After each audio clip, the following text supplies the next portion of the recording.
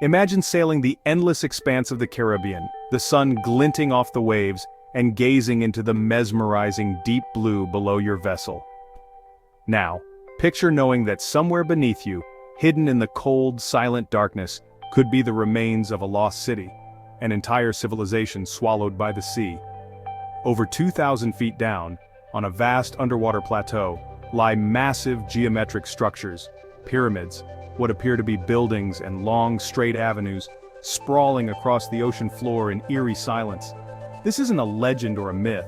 It's a real discovery, one that has the potential to completely rewrite our understanding of human history.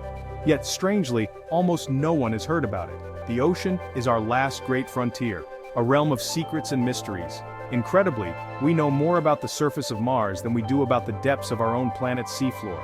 So when a team of explorers stumbled upon what looked like a submerged metropolis off the coast of Cuba, it should have been a discovery that shook the world. Instead, the story faded from headlines, research was quietly stalled, and the world's attention drifted elsewhere, leaving the mystery unsolved. Why did this happen? That's the real mystery. Why was this city, if it truly exists, lost a second time to history and silence? The structures are too perfect, too symmetrical, too precise to simply dismiss as natural rock formations. Their shapes hint at intelligent design. Who could have built them and when? Could this be evidence of a civilization thousands of years older than any we've ever imagined, lost to time and the tides? In this series, we're diving deep into the story, how these ruins were found, the technology used to uncover them, the evidence that's been gathered, the wild and fascinating theories that have emerged, and why, despite all this, the discovery has been buried in silence, left undisturbed and unexplained. The truth is still down there, waiting patiently to be rediscovered. Are you ready to join the search? Let's go find it together. Our story doesn't start with a team of archaeologists or treasure hunters, but rather with a group of Canadian engineers in the year 2000. This team, led by the determined duo Pauline Zalitsky and Paul Weinsweig, was on a mission that had nothing to do with ancient mysteries or lost civilizations. Their company, Advanced Digital Communications or ADC, had been contracted to map the seafloor off the coast of Cuba. Their goal was purely practical, to search for oil and gas reserves hidden beneath the Caribbean waters, not to uncover secrets from the distant past. To accomplish this, they used advanced side-scan sonar technology, which allowed them to create detailed images of the ocean floor. The team meticulously charted the deep abyss off the Guanahacabaibes Peninsula, scanning mile after mile of underwater terrain. Then something extraordinary happened. Their sonar screens began to display patterns that defied explanation. Clean, symmetrical lines, perfect right angles, and even circular shapes. It was as if an urban grid had been etched onto the ocean floor, far below the surface. At first the team was skeptical. They knew that sonar images could sometimes be misleading, and the ocean is notorious for creating bizarre natural rock formations that can trick even experienced eyes. But as they continued to analyze the data, the evidence became impossible to ignore. The sonar revealed massive structures, some resembling pyramids, others appearing as long, rectangular buildings, all spread across a vast 5,000-acre plateau. This was no ordinary shipwreck, nor was it a random scattering of rocks. The formations looked remarkably like the ruins of an ancient civilization, lying 2,200 feet beneath the waves. The depth alone was staggering. No known ancient culture had the technology to build such complex structures, let alone at such an incredible depth. The discovery challenged everything the team thought they knew about history and human achievement. The find raised a flood of questions. How old could these mysterious structures be? Who could have possibly built them, and how did they end up so deep beneath the sea? Was this evidence of a lost chapter in human history? Zalitsky and Weinsweig had set out in search of natural resources, but instead, they stumbled upon what could be one of the greatest archaeological mysteries of our time, a potential lost civilization hidden beneath the Caribbean. What began as a routine mapping mission had suddenly transformed into the expedition of a lifetime, filled with excitement, wonder, and the promise of rewriting history. The mystery was only just beginning, and the world was about to take notice. The idea of cities swallowed by the sea is ancient. Think Plato's Atlantis. For centuries, Atlantis was myth, but real sunken cities have been found: Heracleion in Egypt, Pavlopetri in Greece, and Port Royal in Jamaica. Heraclean, lost for centuries, was rediscovered in 2000, revealing statues, temples, and shipwrecks. Pavlopetri, dating back 5,000 years, shows a complete town plan beneath the waves. These finds prove that entire communities can vanish into the ocean, preserved for millennia. Coastal subsidence and rising seas have reshaped our world for ages. The Cuban site fits this pattern, except it's far deeper and possibly far older than any other. If man-made, it would be in a category all its own. These discoveries make the idea of a sunken city off Cuba less like science fiction, more like a real possibility. The question is, how old and who built it? The precedent is there. The scale is unprecedented. The mystery deepens. Exploring 2,000 feet down isn't simple. At these depths, the ocean is pitch black, the pressure is immense, and the temperature drops to near freezing.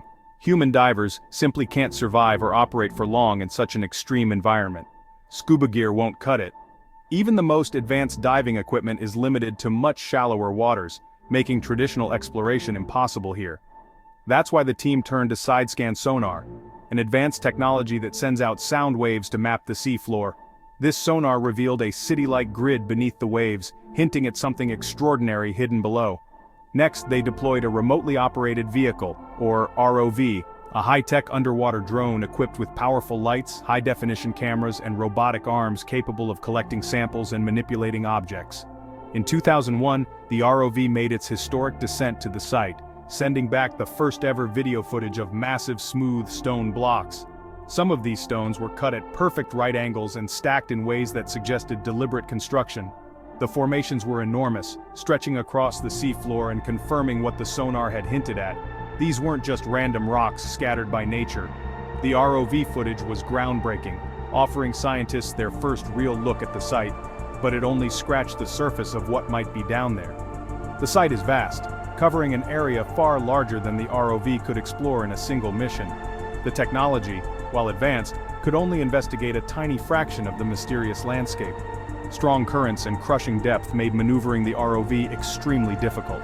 The vehicle had to fight against powerful underwater forces just to stay in place.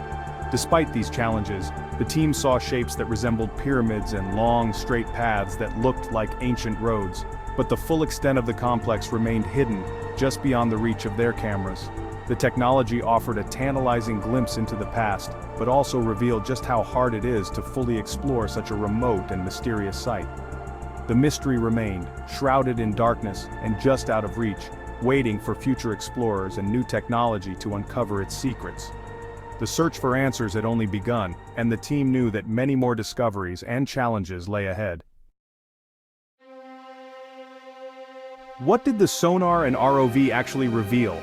A massive, planned, complex geometric shapes, linear features like roads, plazas, and distinct structures. Some were pyramidal, others circular or perfectly angled, aligned with cardinal directions. The ROV showed huge granite blocks, smooth, sharp-edged, and not native to Cuba, stacked like walls or foundations. The scale was immense, beyond any known Caribbean culture.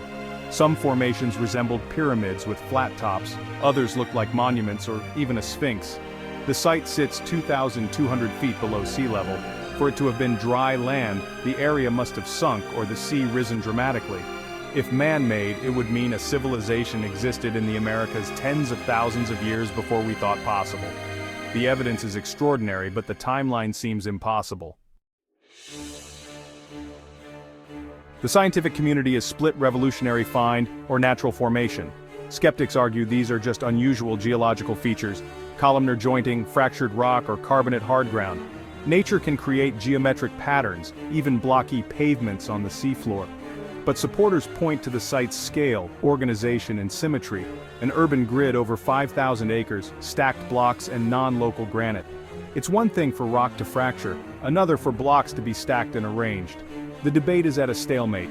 Skeptics demand extraordinary evidence, while proponents say the site deserves real investigation. Grainy images and limited footage aren't enough to rewrite history, but the evidence is too compelling to ignore. The truth remains hidden, deep below the surface.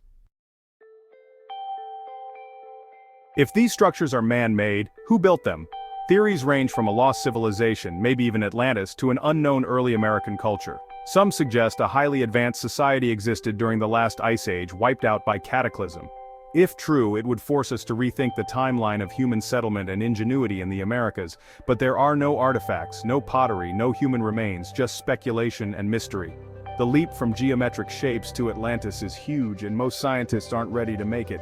If it's a city of ghosts. No name, no story, just questions. If there's even a chance of a 50,000-year-old city underwater, why isn't this headline news? The main reason: lack of hard evidence. Sonar and ROV footage are intriguing but not conclusive. Science demands physical proof, artifacts, carvings, something testable. The claims challenge the foundations of archaeology and geology, so skepticism is high. Academic conservatism and risk aversion make funding and support hard to get. The site is in Cuban waters and political tensions have blocked international collaboration. Exploring such a deep, complex site requires millions and global cooperation. The Cuban government has been quiet, and the story faded from the media without new discoveries. In a world of short news cycles, mysteries with no answers get buried. The combination of inconclusive evidence, scientific skepticism, politics, and media silence keeps the city hidden. Lost to the sea once, lost to memory again, the silence is almost as mysterious as the city itself. If these structures are ever proven man-made, it would be the greatest archaeological discovery in history. It would shatter our timeline. Civilization might have begun tens of thousands of years earlier than we thought.